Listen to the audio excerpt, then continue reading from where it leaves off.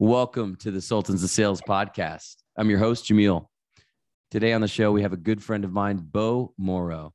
Beau is the founder and lead designer of Left Hand Design right here in Austin, Texas. We're good friends and we do life together. And so I wanted to bring him on because we just recently had a business transaction.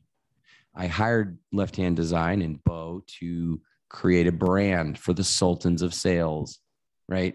It's a podcast, but it's also a consulting group. It's also opening up new opportunities for me as a medical sales consultant.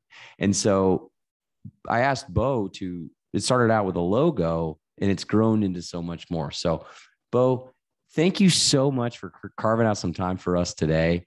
Welcome to the show.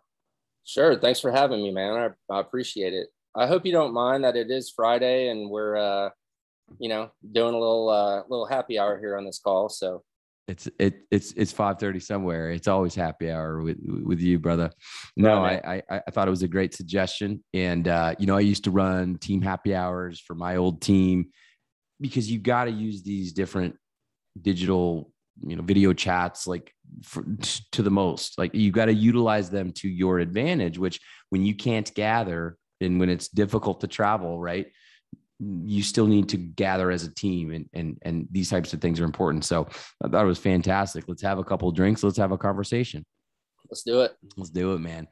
Tell me about you. Where did you get started? Tell us about Left Hand Design.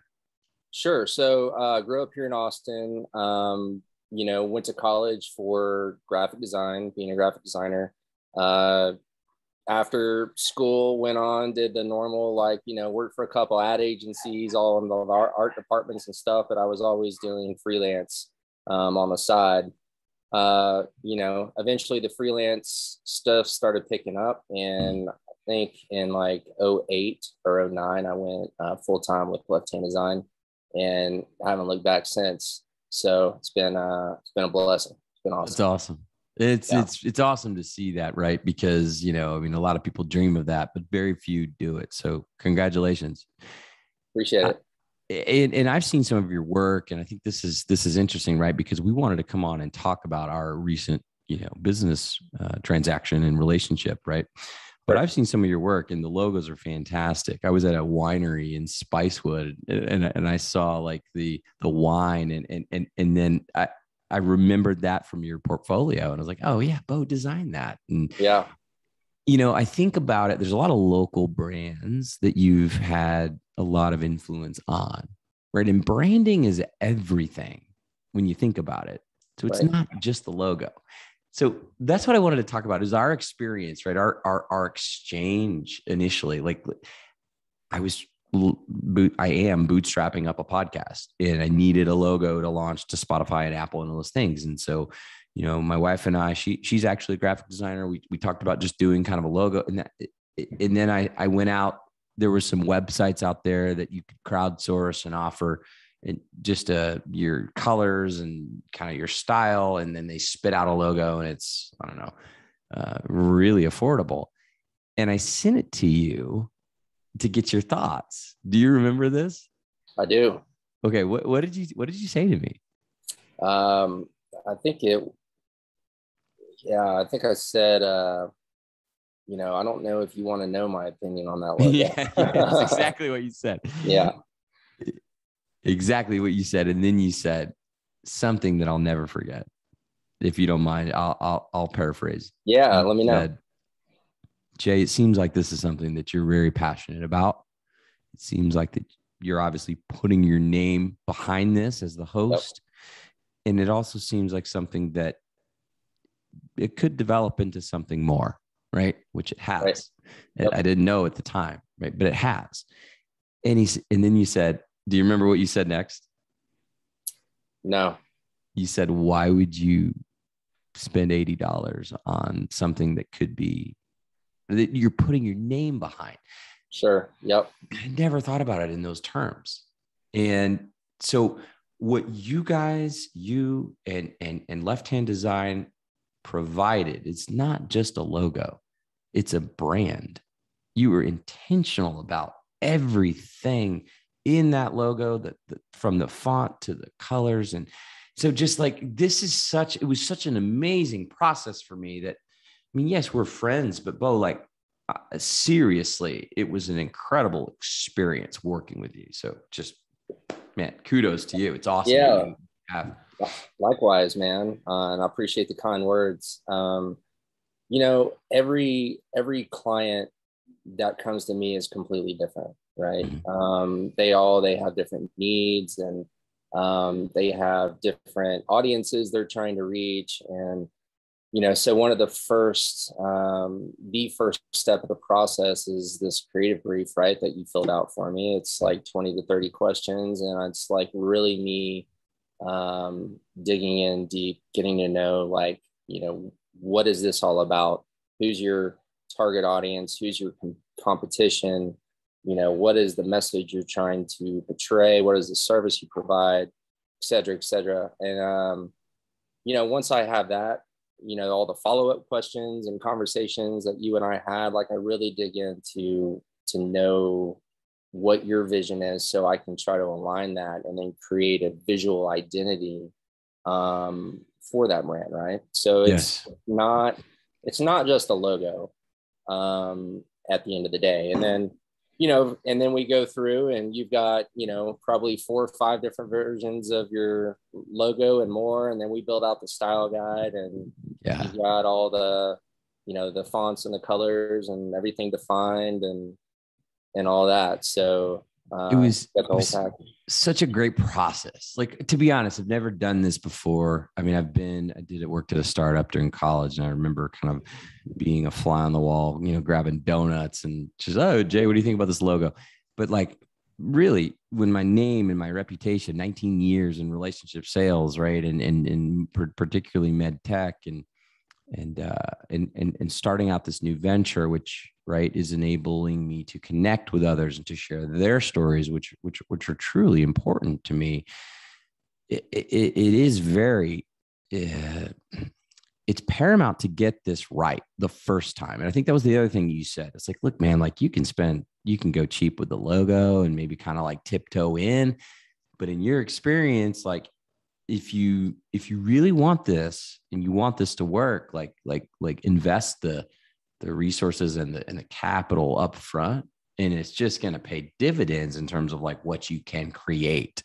And it's, I mean, dude, we're a week out. I think I got that logo maybe a week and a half ago, and I'm just like already just starting to use it for, collateral, business cards. Sure. Podcast episodes, audiograms, right? All this different stuff. It's fantastic what you can do. And again, will you talk a little bit in depth about the style guide? Because the logo is sweet and it's awesome, and I'm grateful for it. But like, there's so much more beyond that. Sure. So, if with a lot of those other companies and the online companies, I'll get to that in a second. I'm not going to name any names, but a lot of times what you're given, you hire somebody for a logo, and then at the end of the process, they give you the logo files, and you're like, sweet. And then you go and you start pumping that logo into every online thing and print ad and business card and everything that you can. And then, a year down the line, the people that do that look at everything, and everything is completely different. And it's like, right, their brand fell apart before it even began. You know what I mean? And then they realize that, and they've spent thousands of dollars on all these things, especially if they're getting like signs made on buildings and stuff, and wrapping vehicles and things like that. I mean, that's a lot of money over time. Mm-hmm. And then suddenly that $80 logo that they bought has now cost them $10,000 to $15,000. You know what I mean? A year later, and they're like, wow, my logo sucks. But anyway, that's why I preach what I preach, and I preach to you in the beginning is just do it right the first time. Right. Make sure you get all those steps in order. But it's absolutely crucial. It's the foundation of your business, Yeah, it is. And you had some really cool things in the process, right? So just for people that haven't gone through this, right? There's an initial concept. You kind of get our taste. You know, my wife again is a graphic designer herself, Yep. and so Yep. we went through this very with a fine tooth comb of like colors and kind of styles and fonts, and you're kind of getting to know us, what we like, right? And then, but in each step of the process, you would have, I think you called it the, designer Oh, notes. notes, Mhm. which was fascinating, right? At one point, there was a spade in the logo, at one of the potential logos that was you had a reason for it, right? And that was really, really neat for me. And to understand why, because I preach, whether it be on LinkedIn or to whoever listens, like everyone is unique and they need to know their why. Why do they do what they do? Why do they get up in the morning? Right. And for you to go that deep into a visual logo that really, really spoke to me that like, okay, this is gonna end up being even better than I imagined. And it did, bro. It's Yep. unbelievable. Yep. Yeah, it's a cool process. Even, on your side, on the customer side, you mean my client, and then just on the creative side, because, once I get into that process, usually I have an idea of, what I want to do with it, right? But Mm-hmm. then sometimes like things just, oh my God, and you wind up going a different direction, and some of those things take a little bit of explanation, like in my designer notes, That's right. on the concepts. But yeah, man, it's a fun process. It's fun for me. I love what I do. It's great for the clients. They, especially the ones who have not been down this process before and it's very new for them. Mm-hmm. It's a really cool process for them as well, and they're very much a part of the process and the feedback and the discussions and all that. Yeah. So yeah, it's fun, man. It's fun. And like it didn't it was very it was very it was quick. It wasn't like overnight, but it was like we went through this cadence of Yep. responses of you've got questions, we've got feedback, good and bad. What do you like? What do you not like? Right. And I think that the whole time, you're in the lab, right? You're developing things. And Sure. what was really, really cool was like, I think that we landed on both of our favorite logo. Like, I don't Yep. know. I don't know if you had another favorite, like, but, No, that and was my favorite, man. Yeah, I mean, you can see it probably like right below yeah, on the video or at the beginning or whatever. I'm going to figure out a way to somehow embed this in some, like I'm not a video editor guy. Again, I just Yeah, push yeah, record, no. Yep. capture the content, but yeah, absolutely. It's such a, what you created is, the Sultans of Sales, and it's SOS, which is the universal, right, symbol for Yep. help. And Yep. we're helping others, right? Whether it's level up their game, how to grow their territory, how to talk to surgeons, how to break into medical sales, how to, whatever it is, elevate your game up into management, leadership, all these things that I've actually done in my career. I hope that we can be able to provide, right, for the audience. And man, it's awesome to be able to encapsulate all of that in a logo. Like it's really, really incredible. Like, and even though I may play a little guitar and write a little poetry, I'm not a creative guy. Like so I'm just fascinated by this whole process for you to be able to take a dynamic thing that's moving with the market and with technology and all these things and bring it into a logo. It's I'm impressed, man. Honest to God, it's really, really cool. Yeah, I appreciate it. And it's there. There's a lot of people look at a logo, right, and it's like the logo is you want to kind of define the company in its simplest form.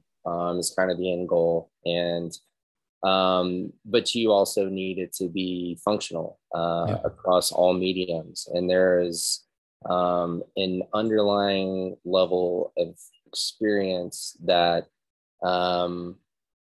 that enables that to be functional, right? And I'm talking about at, you know, as I'm designing these logos, making sure that logo is going to look good, printed a quarter of an inch or half an inch on a business card, or looking good on a Facebook profile, and then you know, blown up, and then the fonts, right? And choosing not only the fonts for the logo, but then the fonts that you're going to use for your brand, which are completely different. And you know, for your brand, we chose some Google fonts that are embeddable on all platforms and easy for you to go in and edit and things like that. And you're also running a podcast, right? And it's being broadcast out to lots of people. If I was to use like some custom fonts, you have to buy licensing for that. And depending on the amount of views you get, and that's just all experience knowledge that I have. Yeah. Okay, let's go the Google route, and you don't have to worry about any of that stuff. You know what I mean? It's amazing. And there's a lot of like, you know, and I'm kind of going on here, but they're outside of the design stuff. There's like there's a consultation side of what I do. So when a company comes to us and it's like, hey, I'm starting a new sandwich shop in you know, in Southwest Austin, and I'm going to call it, you know, 512 subs or something like that. Well, you know, it's like, okay, cool. Tell me a little bit about the name, and then like, where's your passion behind that name? You know, and they're like, well, 512 for people who are not from Austin, it's the area code of Austin. So, but you know, this is an experience that I just recently had, but you know, I was like, look, I rarely try to talk people out of how to name their business, right? Because it's a very personal thing. You and I went through that in your process too. That's right. But I'm typing in 512 sandwiches in Google, and in Austin, 512 is just all over the map. It's all over the place. Yeah. Which means that right out of the gate, before he even opens his shop, he is going to be competing against all the other 512s that are in Austin. You know what I mean? Which is everybody. Everybody. Yeah. He's going to be hard to find and this and that and whatever. So, you know, he wound up changing the name, and, you know, that's just one kind of example. But there's a lot of research and stuff that go into that, you know, outside of the design. Well, let me ask you this, man, because I consider myself, you know, I'm a sales guy, but I'm swimming in the deep end of content marketing, particularly on LinkedIn. And a lot of that is authenticity and branding. What does that mean to you? What is branding? What is content? Like, what this is an evolving platform, right? Where, regardless of the medium that it's on, but just in your eyes, right? What is brand? And why is it important? Yeah, well, you know, you could ask that question to 10 different people, and you would get 10 different answers, man. Yeah. It's like, it's one of those things, right? So, branding to me it's a very wide spectrum, right? It's, you know, the design, right? It's the branding message. It's kind of like the marketing that goes into that. It's you know, it's everything that is contained within that business or entity. You know what I mean? So it's a wide spectrum. You know what I mean? So you know, branding is there's a lot of aspects to it, and there's a lot of people, you know, that offer services that dive into branding, right? You know, you got like me, graphic designer, you got social media person, you've got content writer, you got you know, web people, you got your, you know, Google SEO people, that kind of stuff. Social media markeing, like it goes on and on and on. And next year there's going to be something else. That's what I'm saying. Like, yes, there's so many moving parts. Yeah. Right? And you've got to have, like you said, the knowledge to know, hey, let's go with this because of this, or here's why this is important. And it's got to look good on, I've got aspirations, right? I'm building something here. So, Right. Yeah, it's gotta look good in a lot of different mediums, social media, print, business cards, hats, right? Stickers. I was looking at this GoPro, you got like everything is in play. And it's important to kind of understand that, from the jump. Yep. So, man, what inspires you? Like, why do you do what you do? Man, it's a good question. I mean, I've always been artistic, never the best artist, like drawing and painting growing up was like not my jam. Like I liked it, but it was just not my thing. Always into computers though, like, from an early age. So the two kind of went hand in hand. Taking it back, I wanted to get into animation. But I did not have the patience for it. Building it was cool at the time. This is like, circa like 99 or something. Waiting on rendering and processing. I was like, nah, you're out. You know what I mean? It's just way too tedious. Yeah. And then, and then I kind of stumbled on graphic design. I was like, oh yeah, that could be cool, And as soon as I got into, Photoshop, I can't remember what version I started on, but as soon as I got into that, man, it was like game over for me. Yeah. I knew that's what I was going to do. And, it was, it's been awesome. It's awesome. A constantly evolving, like a lot of the businesses, just constantly learning, trying to be better. Yeah. But it's great. Yeah. So I got a couple more questions. You got some time? You got like a little bit of time left? Okay. Yeah, I got about that. What are you drinking? You got IPA? What do you got? I got a little IPA. This is it's actually called a Makana Haze. Oh, nice. That's great. Austin beer from that's greatness. Brewery right down the road from me. I love that. I hope to have Matthew on the Sultans of Sales show. We'll see if he comes on. Yeah. So what I wanted to ask you is, I remember during the process of logo, trying to finalize the logo. Yep. Made the mistake of sending it to a group of friends on a group text or group me, whatever. And I didn't ask you. I asked you, I think right after you said, don't do that. Don't crowdsource. Why? I know now why that was a bad idea. But what are your thoughts on this? Like crowdsourcing a logo. Yeah, just like getting everybody's opinion, because I didn't want to make the wrong decision, and so I trust, my brothers, my friends, my family, good colleagues. Sure. I sent it out to a few people, but you had a different take on that. I just kind of wanted to you talk about that.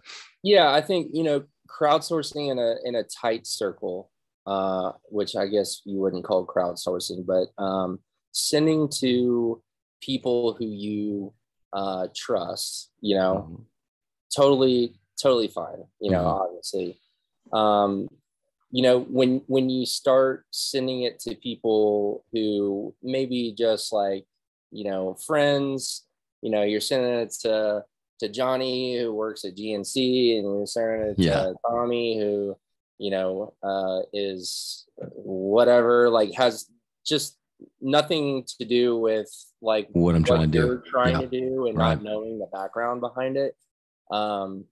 It's, it can really like delay the process and make you start rethinking, some of the decisions you've made in the process. And, as a designer, when that starts happening like 3 rounds deep and we're getting close on a logo, like, oh my God, dude. Like, I know, man. Where did this come from? I know. It was we were down to the final 2. And I sent it out and I got like split.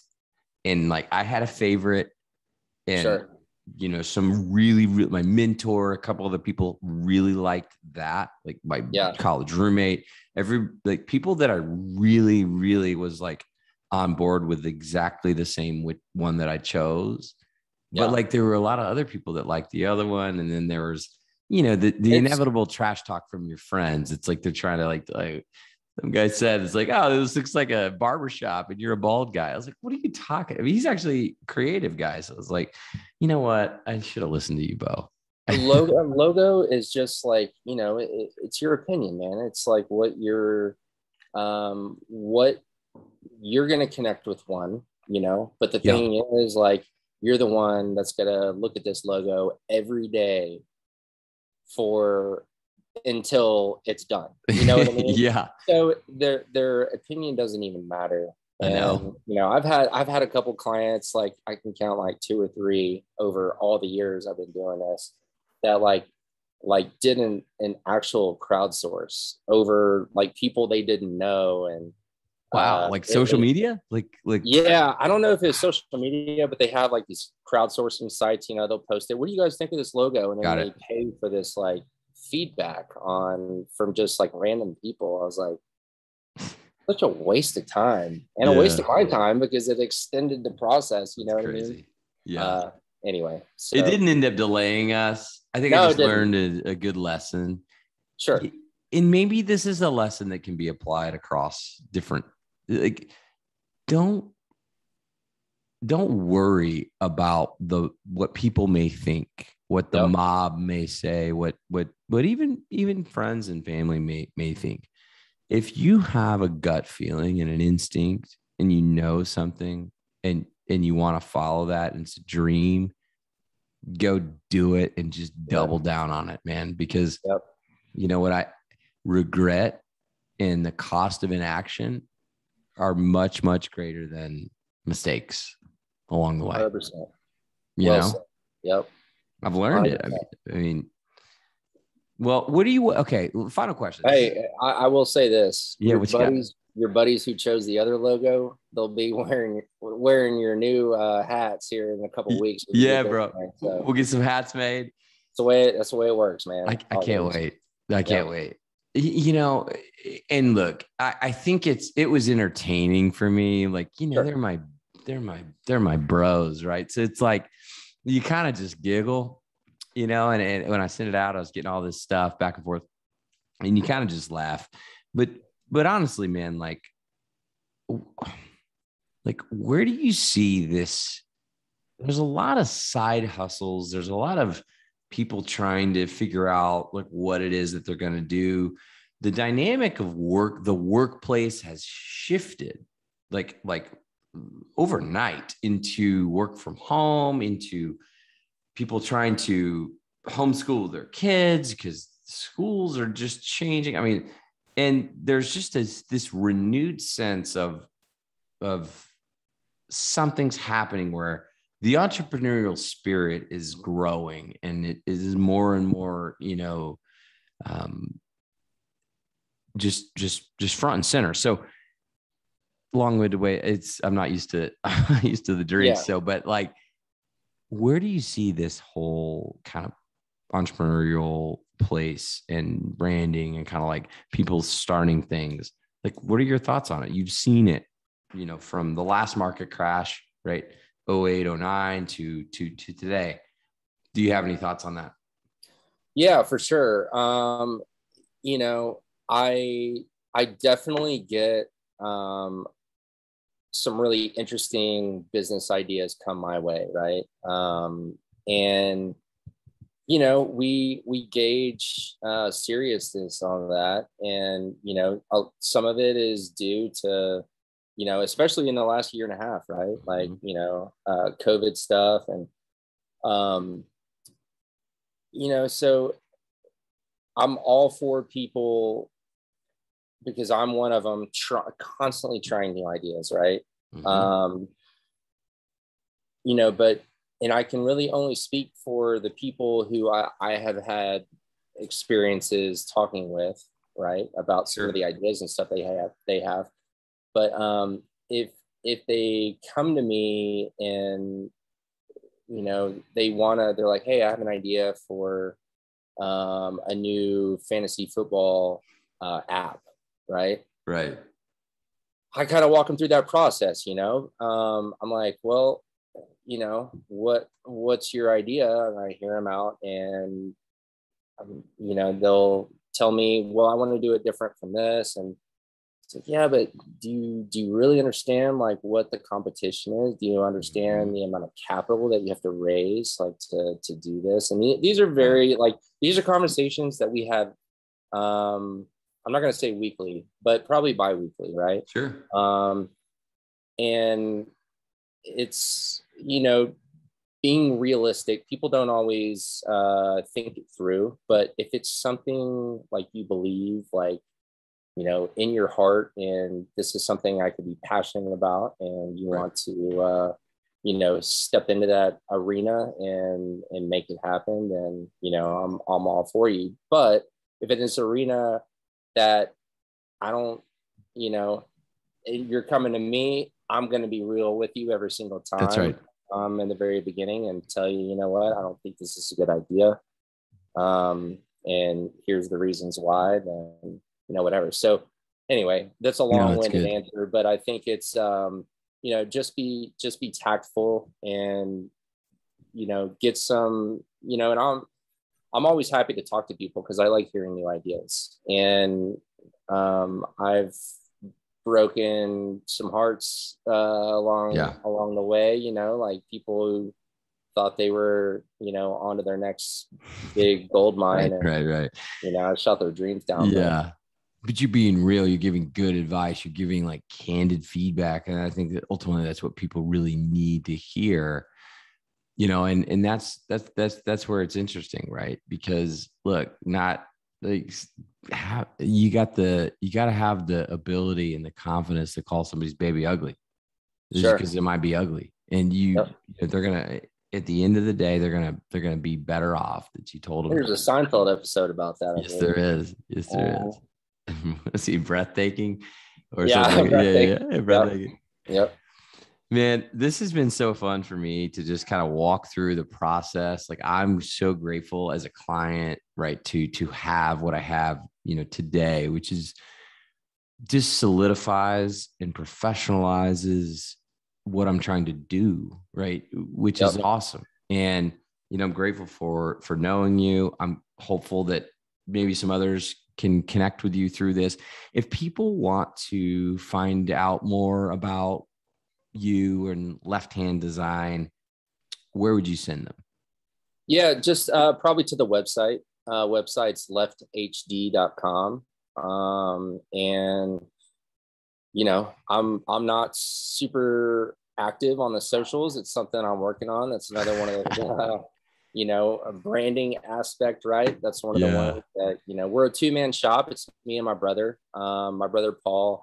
I brought him on probably 3 years ago, and he's, you know, like sales and project manager, and it allows me to just hunker down in my office and do my design work. And let's talk about Paul real quick. Yeah. Because I mean, he worked for the Texas Rangers. He's he's a great addition, in my opinion, to the Left Hand Design team, because Paul and I are sales guys, right? And we talked, and we've had multiple, you may not even know, we've had multiple conversations, like hour long, where I'm pacing with my bat, you know, like Tom Cruise and you know, A Few Good Men, you know, I think better with my bat, you know, we're just talking it out. We're you know, that's what he provides for the clients is, you know, he listens, he has good kind of feedback.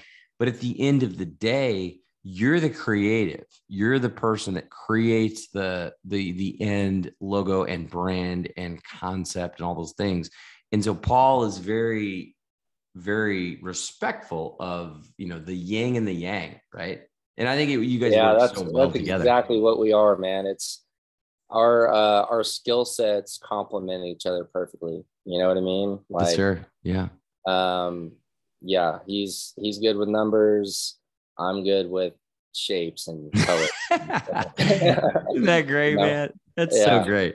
Yeah. Well, look, man, I've had a blast having you on. We're going to close this out right now with just, look, if you need a brand, a logo, or anything related to that, Left Hand Design is your go-to, and Beau and Paul Morrow are your contacts for that. So lefthd.com. You're left-handed, right? So that's always, man. Oh, yeah. Yeah. Left-handed, left-footed. Yep. And That's so it. Paul, actually. Crazy. No kidding. I don't know if I knew that. That's amazing. So we get a lot of left-handed clients. They choose us like just because they're left-handed. So it's, whatever. I've told you this story. I don't know if it's relevant, but the guy this guy, Luke, that I grew up with was left-handed, and he won the science fair in Dallas. And his project was a glove for people that write left-handed. And I was like, what are you talking about? And I never thought about it as a right-handed, writer.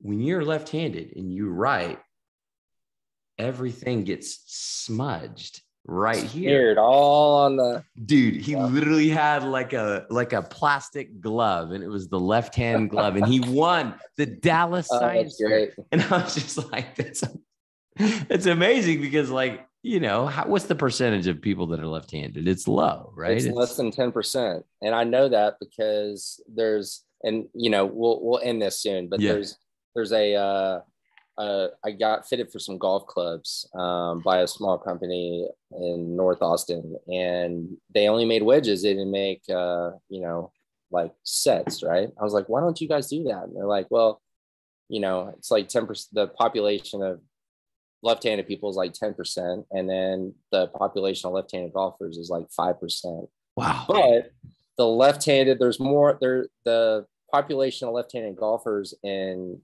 Canada is like 40-something% because of hockey. And I was like, nice. Oh man, it's a trip, man. Like the left-handed conversations I've had over the years they're pretty entertaining. Well, for soccer, right? So I played soccer growing up. I coached soccer, right? Yep. So the left-footed soccer player, or let's talk about baseball, right? Left-handed pitchers are a gem because that trajectory of the ball comes off differently. They're sought after. They're a scarce commodity, right? Which makes them more valuable. So I would say left-hand design by two left-handed individuals, left-footed individuals, is the secret sauce. And I'm grateful that I know you guys. So you too, buddy. You too, man. This was wonderful. Thanks for joining. Thank you for the audience for tuning in to this edition of the Sultans of Sales podcast. You can find Beau and Paul at lefthd.com for all of your branding and visual and logo needs. Sir. Thank you guys. Tune in next week. Cheers, buddy. Cheers, man.